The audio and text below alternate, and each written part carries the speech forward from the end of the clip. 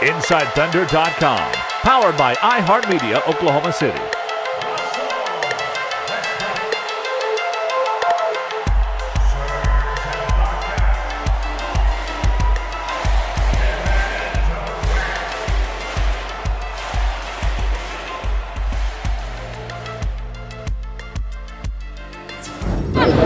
Hi, I'm Randy Renner at Chesapeake Energy Arena, where the Oklahoma City Thunder have made it 4 in a row and 6 wins out of their last 7 games. They beat the Cleveland Cavaliers in Oklahoma City 103-94. The Cavs had to play without LeBron James, but the Thunder still managed to take the game from them. Kevin Durant ended up with 19 points. Russell Westbrook had 26. Russ with an outstanding game tonight, 12 of 24. Got to the free throw line just a couple of times, but his dominant play really got the Thunder going early on, and then he changed his game up. He was scoring in the first quarter when nobody else could hit a shot, and then later in the game, Russ was handing out an awful lot of assists. Kevin Durant took things over right at the end of the game, scored the last 8 points for the Thunder. It ends up being a very nice win here in Oklahoma City on national television in front of an, as usual, packed house here at the Peak. Let's hear what head coach Scott Brooks had to say, and we'll hear from Russell Westbrook as well. That was a good win. I thought everybody did a good job of playing together, playing defense. At second end, we started off slow, but that second and third quarter we came out, both the quarter and the halftime break, really locking in defensively, and it gave us a chance to score in transition, which we're really good at, and that's what we want to continue to build our game. But I thought the turnovers were good, 11 turnovers, 22 assists, and we had 13 threes in that first half, and I thought all of them were great looks, and we made one. So I like what we're doing. We just got to keep believing in those shots, and they will fall, and I thought they did in the second half, but it was because the guys trusted. I thought Kevin and Russell did a great job of continuing to trust their teammates, because when we weren't making shots, they were still passing them, and that's a big part of what we want to continue to build our team on going forward. Scott, Russ almost gets a triple-double every time out, but it seems like his intangibles may be more important. Is that accurate? Is the fury that he plays with? Absolutely. His greatest character trait is he's a winner, and winners do whatever it takes to help their team have success, and he's done that his entire career. He fills up the stat sheet. He can score, he can rebound, he steals, he passes, he defends, but he leads, and that's what the great ones do, and that's what he is. He's I say it many times, and he does it night in and night out with no excuses. When he has a tough game, he owns up to it, and when he has a good game, it's all about the team, and that's what Russell's all about. Coach, most of the season, the team's been preparing for you guys without your star players. Now it's kind of the other way around here without LeBron. What did you tell your guys, and how do you feel they handled that? Well, we told them right from the start they're a good team. They got 2 all-stars on the court that are really good, and they're going to get an opportunity to have the ball in their hands even more. It's always tough to lose one of your better players right before the game. But they adjusted fine. They came out and started the game off well. They were up 26-18. They lost obviously one of the best players, but they still have a great team. They're well coached, and we knew that they were going to compete. We weren't taking them lightly. We were missing shots, but I'm glad our guys continue to trust each other, and we found shots in that second and third quarter that helped us win the game. Yeah, Scott, the guys earlier today were sort of busting Anthony Morrow because he was pretty excited about playing in a big game.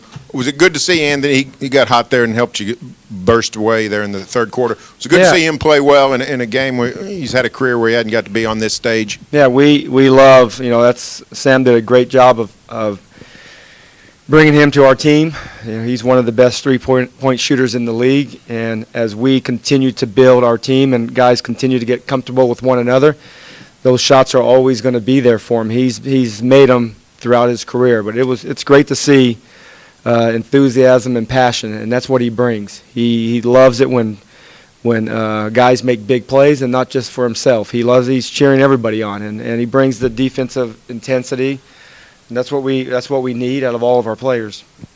Nick Gallo, ThunderDynamite.com. Andre and Steven made defensive plays, deflections, kind of during that third quarter stretch. What were the contributions that you got from them tonight?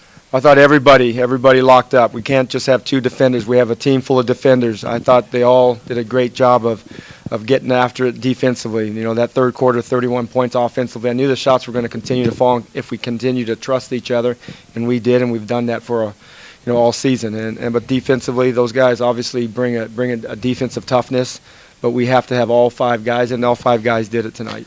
Not a huge game for Kevin, but did you feel like it was kind of one of his signature finishes? I think he scored your final 8 points. Yeah, I mean, he's not going to have, he's 35 every night. He's another guy that we expect to fill up the stat sheet, and he had 5 assists, 2 blocks, and 6 rebounds, and he has opportunities to score, down the court.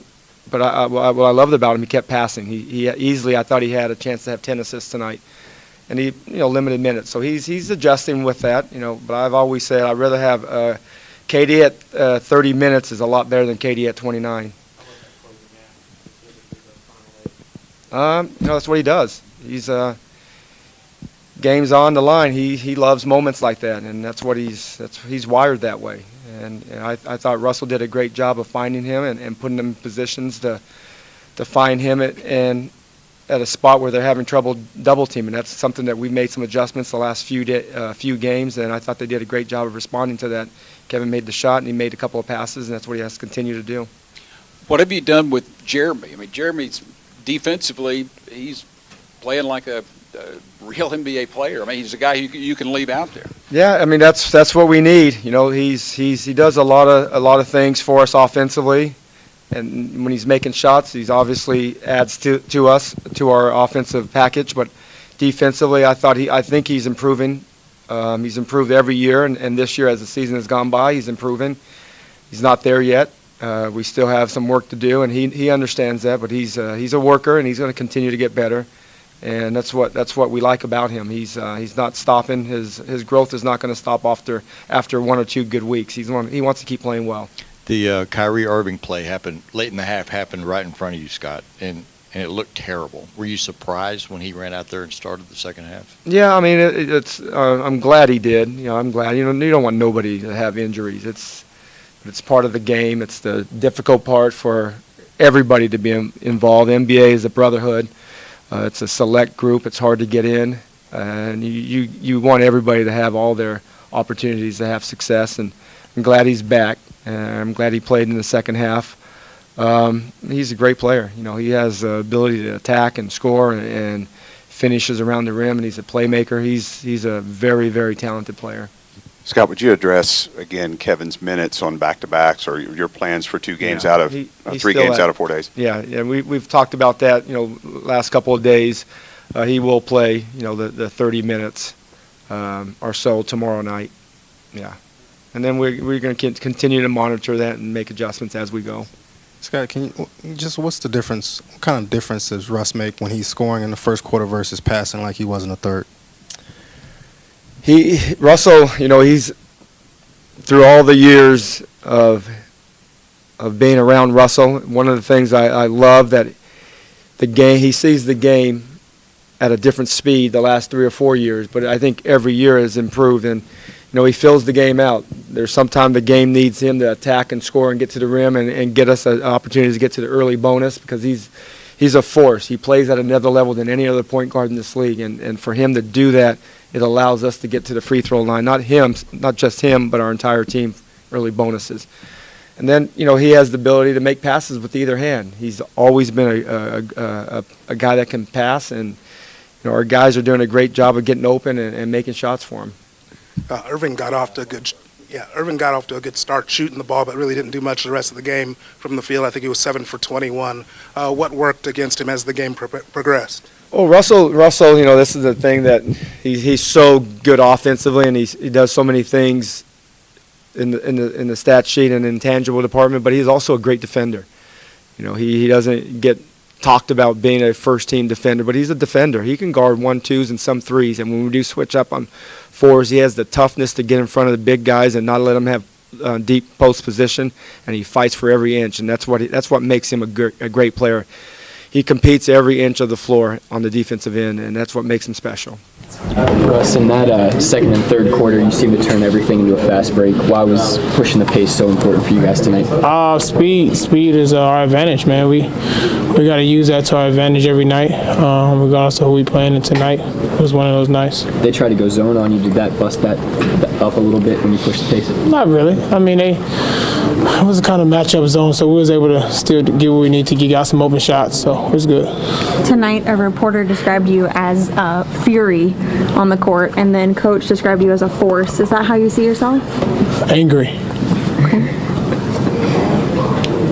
Just what was your assessment, I guess, of the way Kevin closed this one out? Oh, great. I mean, that's what he does. I mean, he's been doing that. You know, that's why he's MVP. He does that every night. And tonight, you can see he's getting his rhythm back, and he closed the game for us. Of course, you had 10 points in the first quarter, and then you came out in the third, had 5 assists. What was the difference for you there? Just trying to read the game, man. You got to kind of read the game and see how the flow of the game is going.